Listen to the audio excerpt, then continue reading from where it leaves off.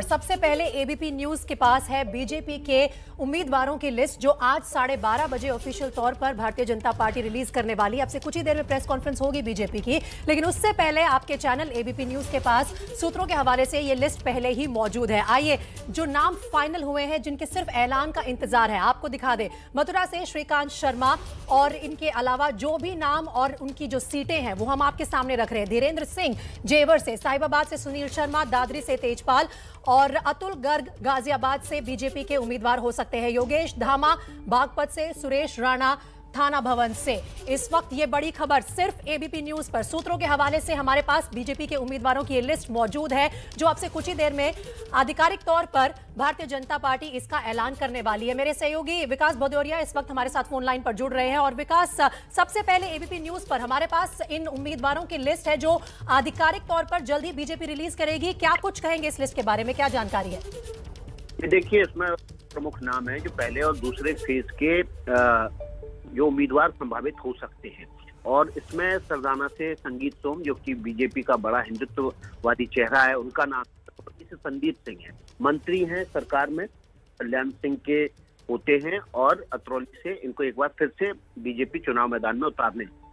गढ़मुक्तेश्वर से हरेन तेवतिया का टिकट पक्का है, थोड़ी देर में इसका भी ऐलान होगा। जेवर, जो कि ग्रेटर नोएडा से सटा हुआ इलाका है, जहां पर अंतर्राष्ट्रीय हवाई अड्डा भी बनने जा रहा है, उसका उद्घाटन कुछ दिनों पहले प्रधानमंत्री नरेंद्र मोदी ने किया था। उस सीट से वर्तमान उम्मीदवार विधायक धीरेन्द्र सिंह का टिकट दोबारा से पार्टी उनको देने जा रही है। दादरी से तेजपाल नागर को फिर से टिकट देने जा रही है। खैर से अनूप प्रधान का टिकट पक्का है। गाजियाबाद से अतुल गर्ग, जो कि योगी सरकार में मंत्री हैं, उनको दोबारा से टिकट देने जा रही है पार्टी। मेरठ के अमित अग्रवाल, ये टिकट बदला गया है, अमित अग्रवाल नए उम्मीदवार हैं, इनको यहाँ से पार्टी उतारने जा रही है। यहाँ से पहले लक्ष्मीकांत वाजपेयी जो कि पूर्व प्रदेश अध्यक्ष हुआ करते थे, उनको टिकट पार्टी दिया करती थी। इस बार लक्ष्मीकांत वाजपेयी ने मना कर दिया। इसके बाद अग्रवाल को यहाँ से उतारा जा रहा है। बागपत से योगेश धामा का टिकट पक्का है। कोल सीट से अनिल पाराशर का टिकट पक्का है। थाना भवन सुरेश राणा का दोबारा पार्टी उम्मीदवार बनाने जा रही है। सुरेश राणा योगी सरकार में मंत्री भी हैं और ये भी बीजेपी का हिंदुत्ववादी चेहरा है। नोएडा से पंकज सिंह, केंद्रीय रक्षा मंत्री राजनाथ सिंह के बेटे हैं, उनको फिर से चुनाव मैदान में उतारने जा रही है बीजेपी। किठौर से सत्यवीर त्यागी को टिकट दिया जा रहा है। शामली से तेजेंद्र नेपाल को टिकट दिया जा रहा है। लोनी से नंदकिशोर गुर्जर का टिकट पक्का है। गुर्जर चेहरा है बीजेपी का और हिंदुत्ववादी चेहरा भी है, लगातार अपने बयान की वजह से सुर्खियों में रहते। गोवर्धन, यहाँ पर मेघश्याम सिंह को टिकट दिया गया है, यहाँ पर टिकट बीजेपी ने बदला है। कैराना से मृगांका सिंह का टिकट पक्का है, उनको दोबारा पार्टी उम्मीदवार बनाने जा रही है। पूर्व सांसद की बेटी हैं और काफी अपने क्षेत्र में एक्टिव रहती हैं। बुढ़ाना से उमेश मलिक को टिकट दिया जा रहा है, जबकि मुजफ्फरनगर से कपिल देव अग्रवाल का टिकट दिया जा रहा है। ये वहाँ के स्थानीय सांसद से जुड़े हुए हैं और ये टिकट जो है पार्टी ने बदला है। फतेहपुर सीकरी से बाबूलाल को टिकट दिया जा रहा है। आपको याद होगा, फतेहपुर सीकरी के सांसद हुआ करते थे 2014 में बाबूलाल, उनका टिकट पिछली बार 2019 पार्टी काट दिया था, लेकिन इस बार अमित शाह ने उनको बुलाकर टिकट दिया है और फतेहपुर सीकरी से उनको विधायक का टिकट दिया जा रहा है। बरौली से जयवीर सिंह को टिकट दिया जाएगा। आगरा उत्तर से अभी इस सीट पर पेच फंसा हुआ है, पुरुषोत्तम खेलवाल का माना जा रहा है टिकट दिया जा सकता है, लेकिन अगली वक्त में इस सीट को लेकर कुछ पेच फंसा था।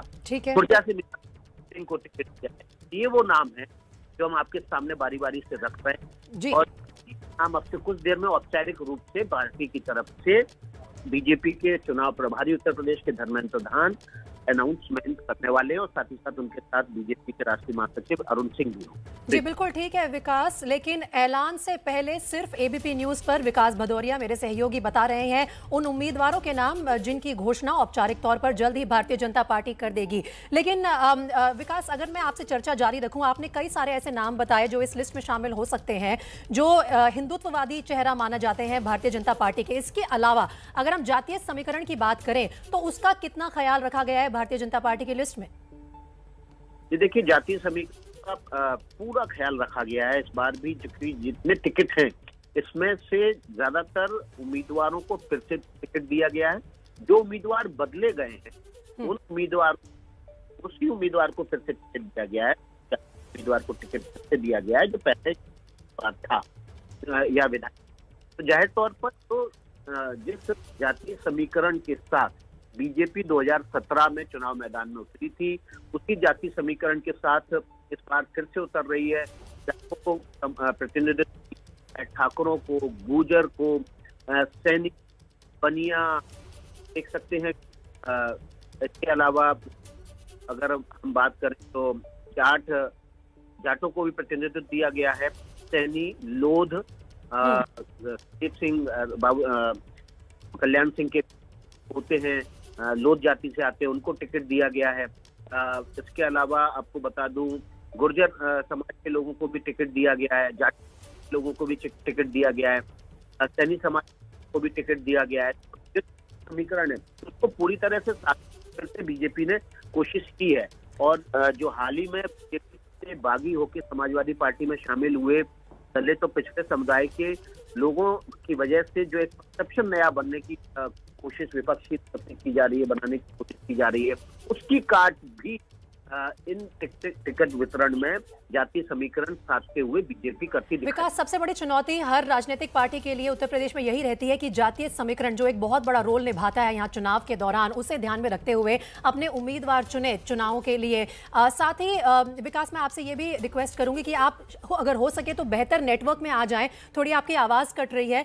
हम लगातार विकास भदौरिया के जरिए ये जान रहे हैं, जो हमें सूत्रों के हवाले से सबसे पहले एबीपी न्यूज़ को खबर मिली है कि ये उम्मीदवार हो सकते हैं भारतीय जनता पार्टी के पहले और दूसरे चरण के चुनावों के लिए उत्तर प्रदेश में। अब से लगभग 10-15 मिनट बाद औपचारिक तौर पर इन नामों की घोषणा हो जाएगी जब बीजेपी की प्रेस कॉन्फ्रेंस शुरू होगी दिल्ली में। लेकिन लगातार एबीपी न्यूज़ पर सिर्फ सबसे पहले आप देख रहे हैं उन लोगों के नाम, उन उम्मीदवारों के नाम जो भारतीय जनता पार्टी ने जिनको टिकट दिया है, और इनकी औपचारिक घोषणा अब हो जाएगी कुछ ही देर में। बागपत से योगेश धामा, साथ ही काफ़ी सारे बड़े नाम सामने आ रहे हैं। सरदाना से संगीत सोम, जेवर से धीरेन्द्र सिंह, दादरी से तेजपाल नागर, खैर से अनूप प्रधान, गाजियाबाद से अतुल गर्ग, मेरठ कैंट से अमित अग्रवाल, बागपत से योगेश धामा, ये नाम सामने आ रहे हैं। कोल से अनिल पराशर, थाना भवन से सुरेश राणा, नोएडा से पंकज सिंह उम्मीदवार होंगे इस बार भारतीय जनता पार्टी के पहले चरण के चुनाव से पहले। ये नाम आपके सामने सबसे पहले सिर्फ एबीपी न्यूज़ पर।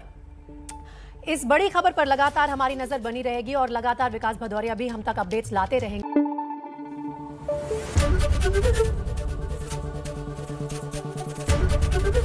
एबीपी न्यूज़ आपको रखे आगे।